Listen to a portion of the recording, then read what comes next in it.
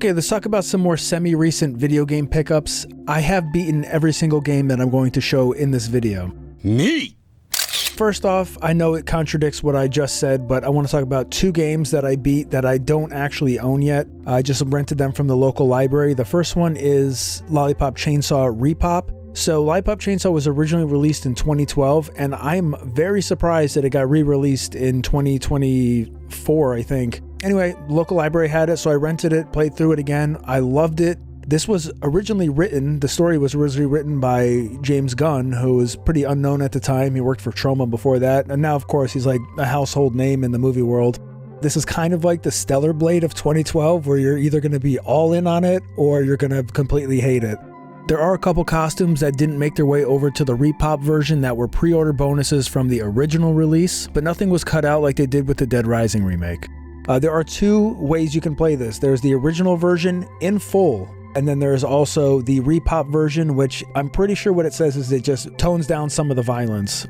Yeah, anyway, I think it's aged like wine. I thought it was great. It was fun to play through it again. And then the other one was Split Fiction, which is the new Hazelight game, who previously released It Takes Two, and before that they made a game called A Way Out. Their entire catalog pretty much requires two people to play. You can either play together on a couch split screen, or you can play online together. So A Way Out featured two guys that were attempting to escape from prison. It Takes Two featured a husband and a wife who were trying to get back home to their daughter. And Split Fiction features two ladies who are trying to get published, and a publishing company has, say, a dozen people come in, and they put them in these pods, and what happens is all of the ideas that you've ever came up with your entire life, if those ideas are still in your head, the company is extracting them, and their machine turns all of your ideas into these full 3D worlds that other people could then plug into and then go explore.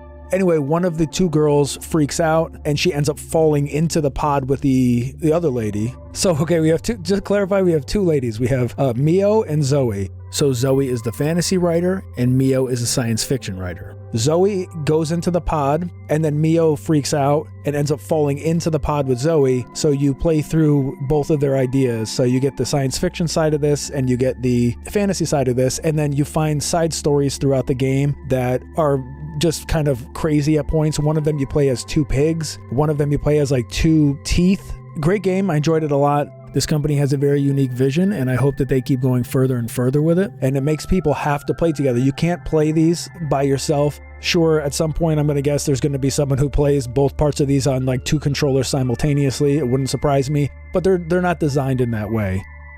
Alright, so the first game that I actually own in this video, and I'm putting own between gigantic quotes because this is a digital game given away from having a paid PlayStation subscription.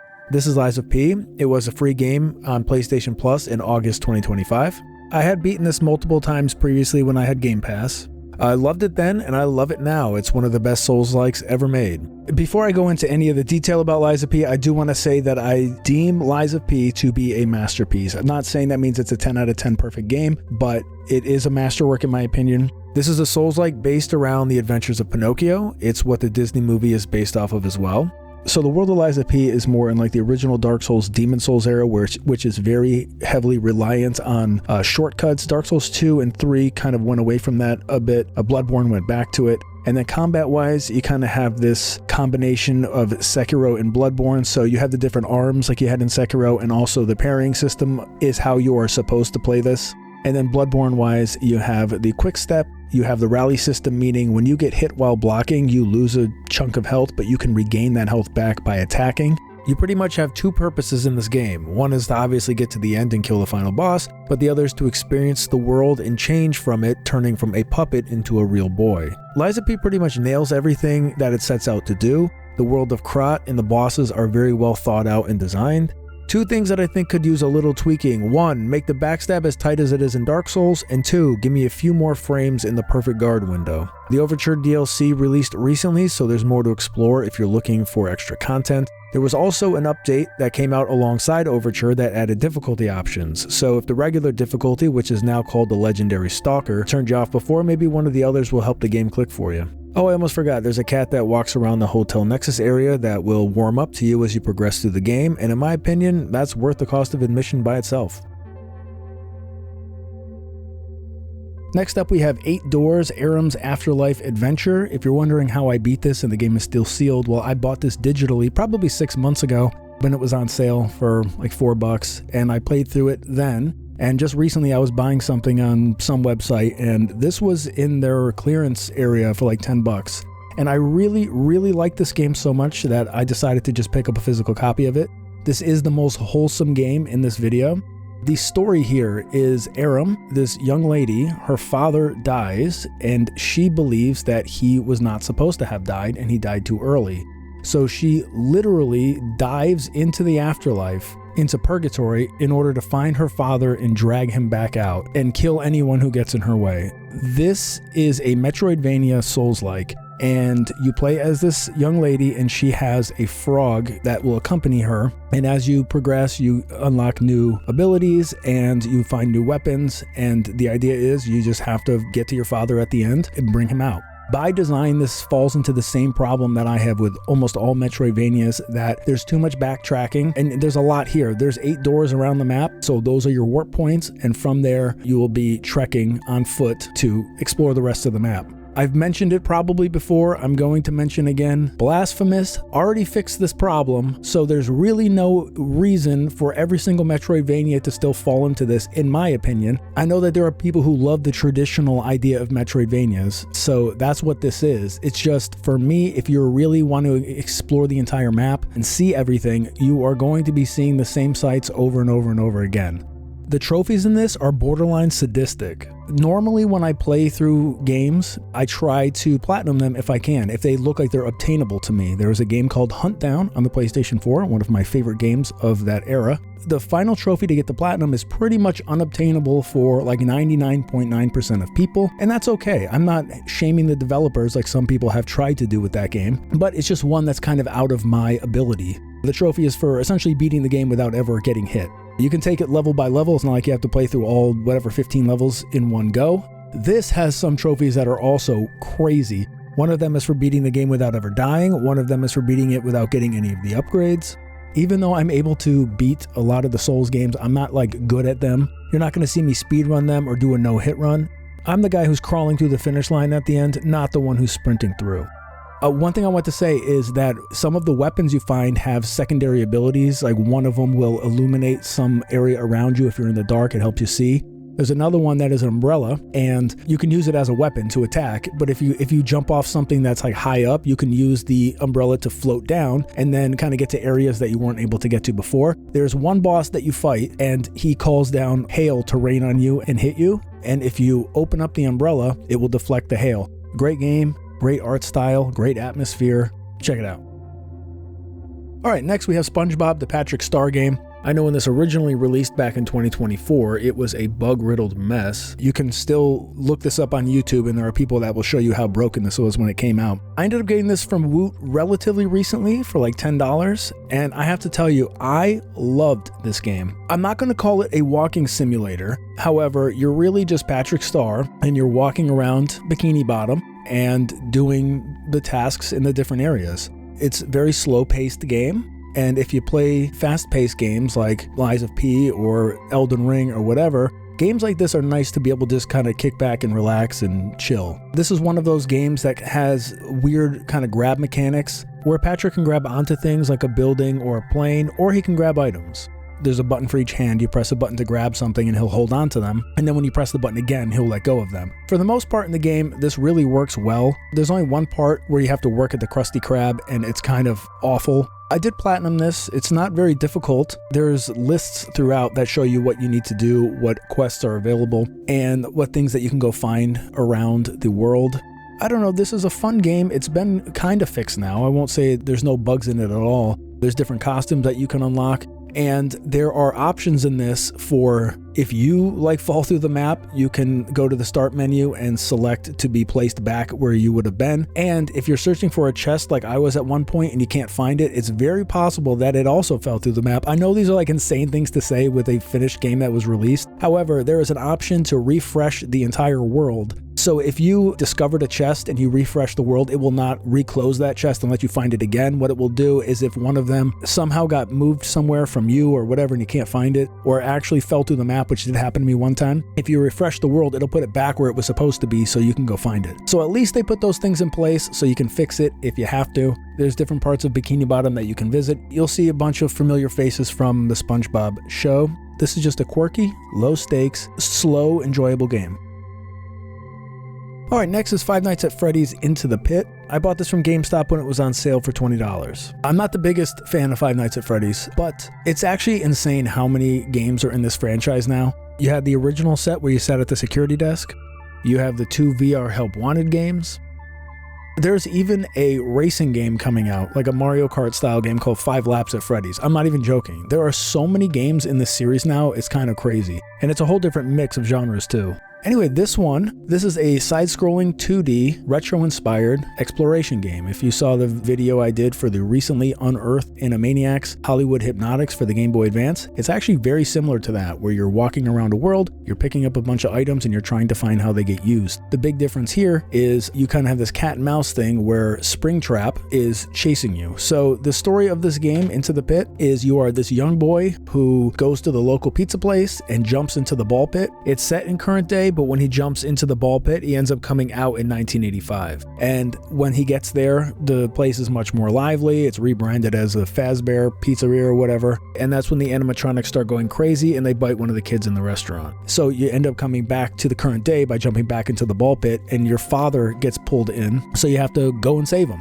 This game is not very long, and it is not that big of a world. You have like your home, you have school, and you have the pizza place. You go through these 5 days, prep yourself, build yourself up, and eventually you have to go back to 1985 to get your father, man up, confront Springtrap, and save the day. There's arcades that you can fix, and after you fix them, you can play them. There are also multiple endings. There's 4 different difficulties. I did beat this on the first 3. I'll tell you, the first 2 difficulties, great time. I loved it. I love this game. I don't know if I said that. The artwork here is incredible as well. There are other modern 16-bit style games that I've praised in the past. This might be the nicest. The graphics in this are beautiful.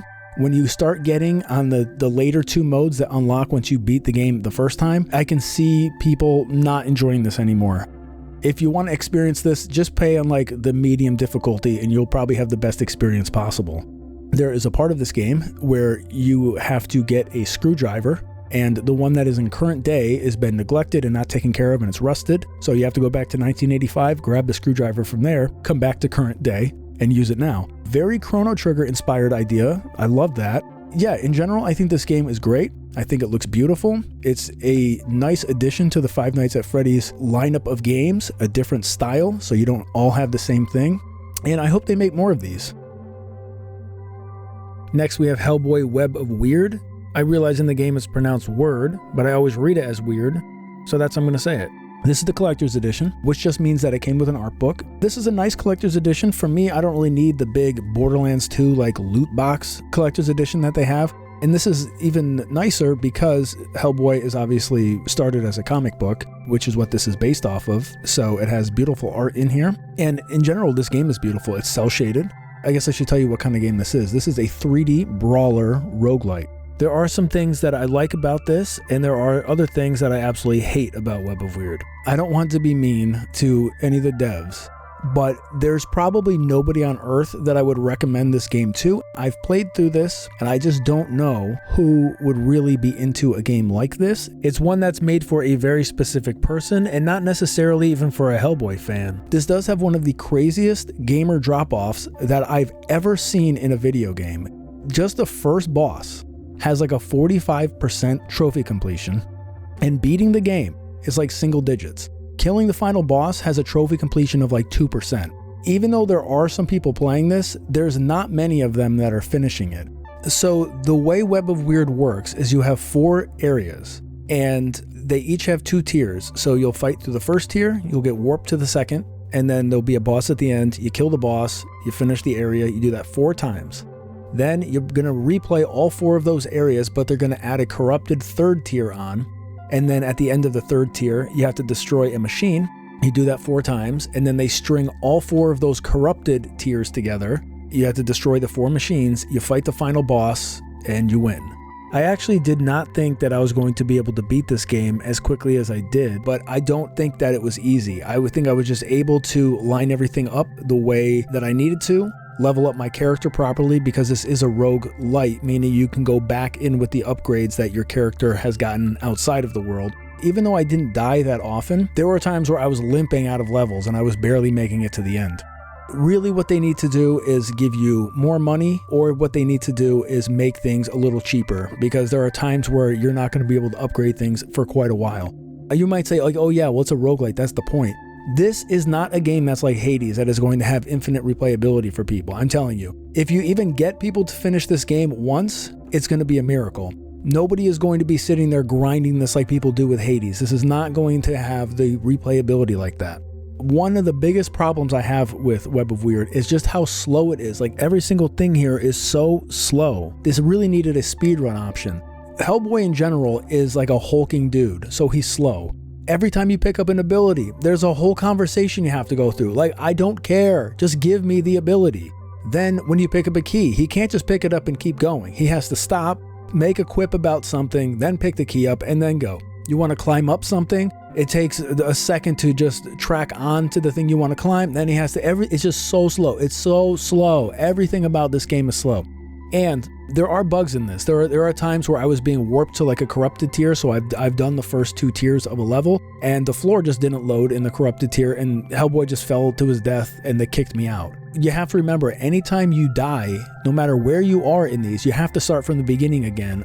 One of the things I really love about Web of Weird is the battle system. You are this hulking dude who is boxing all the enemies in these levels, and some of them are gigantic, and you can hit these people so hard that they will go flying across the arena. You can hit them into pillars, which will then break, collapse, and like multiply or hit them continually. And the thing that I actually genuinely love about this, my biggest problem with Web of Weird, besides the speed, because this game, like I said, is slower than slow, like Tortoise slow, my other problem is the defense in this. You can block, you can dodge, and you can parry. And I swear the dodging never worked the way I thought it was supposed to. If I would try to dodge, he would either dodge in the wrong direction, or he just wouldn't do it. Like, the dodging is too slow in this. The parry in this game, for whatever reason, still makes you take damage, and if we've learned anything from games like Sekiro, Lies of P, and Stellar Blade, is that blocking makes you take damage, parrying does not. There was a time where I was fighting with just a big enemy in the game, and I had half of a health left. It's just me and him, it's like one-on-one boxing, and I parried an attack, and it killed me, and I had to start the level over again. When you see a drop-off like what Web of Weird has, player-wise, you know that something is up. Anyway, I spite beat this. I didn't even want to. I stopped caring about this game. When you die from stupid stuff, or there's a bug, or again, you're just seeing the same thing over and over and over again, and it's so slow. This is one that I will never go back to Platinum. Would I ever recommend this to anybody? No. Because if I recommended this to 10 people, it would not surprise me if 9 out of 10, or all 10 out of those 10, hated it.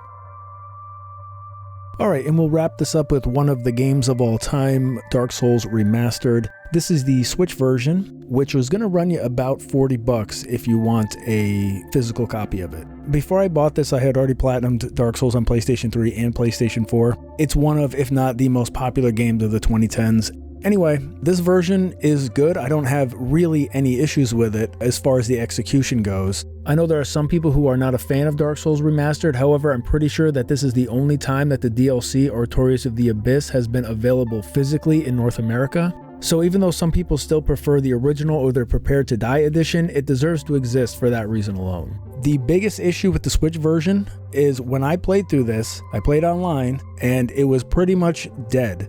I found one person one time to co-op with me, and I didn't get invaded a single time. When you are new to Dark Souls, you are probably going to be hollowed, which means you've died once. And if you're in a hollowed state, you can't co-op with people and you can't be invaded. Once you use humanity and you regain your humanity, you are then able to co-op as well as be invaded again. If you're a newbie to Dark Souls, you probably won't notice this anyway, because most of the time you're most likely going to be running around in a hollowed state because you died and you don't have any humanity left, or you don't know how the mechanic works to restore your humanity.